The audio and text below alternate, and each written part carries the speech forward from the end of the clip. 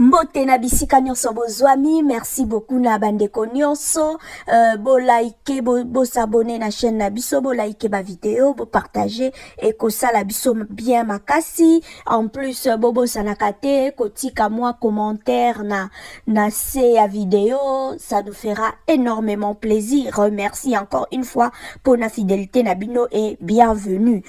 Ndenge tomoni na ba image eza ko défiler, affaire oyo ebaki na koningisa toi lobby na pokwa et toute la soirée, toute la nuit, to bato solo la ki likambo yango, bato baba chaîne ebele sala ki ba live, koyoka kolela ya ba maman, koyoka inquiétude, en tout cas bato nyonso bazala ki troublé na nouvelle oyo, et bandi kokoma de plus en plus fréquent, et tozo mona baka oyo ezako se répéter, et oyo kutu ezakaka oyo si to moni, oyo si ebimi, mais sans compter ba histoire ya boye, oh jusque là ezana nous étouffé, oh jusque là nanu bimi au grand jour te, oh jusque là ezana nous secret, ezape ebele bana ebele baza victime ya inceste na banda kubisika bavandi, même pas une tierce personne a outi libanda eko salango pa na bango, mais victime peut-être azaka violé pa papa nae, azaka violé pa maman nae. Oui, il y a aussi de maman oh ba viola kabana, azalaka pe violé pa oncle, pa grand frère, pa petit frère, donc ezaba makambo ezako salama na banda kubisika tovandi.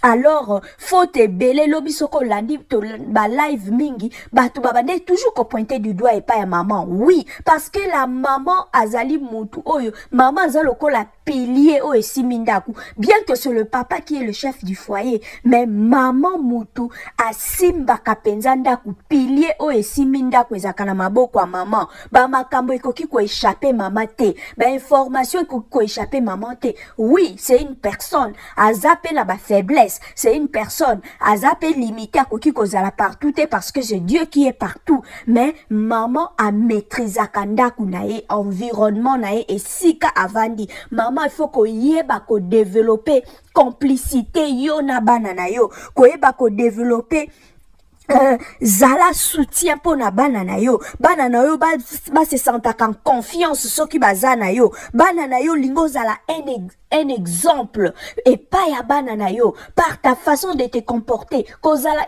pas une maman dictatrice, pas une maman qui crie à tout moment. Bana bakokoma ko kima yo ko banga yo mwana pa fongwa me pa na yo et kozala facile linga o créer relation ya confiance entre yo na bana, pesa bango temps na yo, temps ateza ya muke, pesa bana na yo temps, passer yango na bango, lingaka mwana pe ase sentaka important auprès na yo. Msupe boke ko sala shopping, omoni mwa eloko, tikeli pe mwana robi, ya ponela ngai, sela nga choix.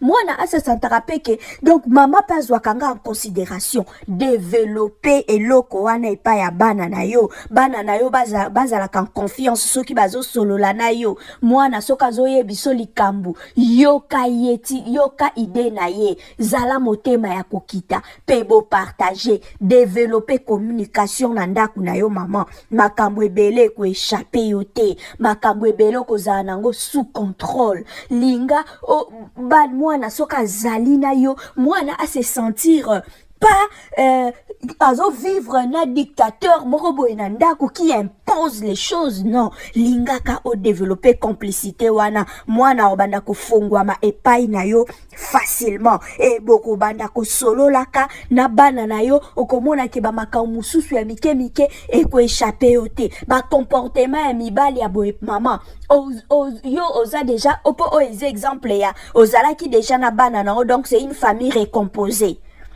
Et puis qui s'amité, tu peux trouver un homme au refaire vie na yo, mais fais très attention aux fongo la porte na nani.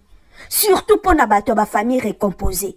Tu ouvres ta porte à quel genre d'homme? Tu ouvres la porte de ta maison à quel genre de femme? Yeba mubali ozo fongo la porte andaku na yo. Yeba mubali nini oyo ozo kotsa na vie na yo.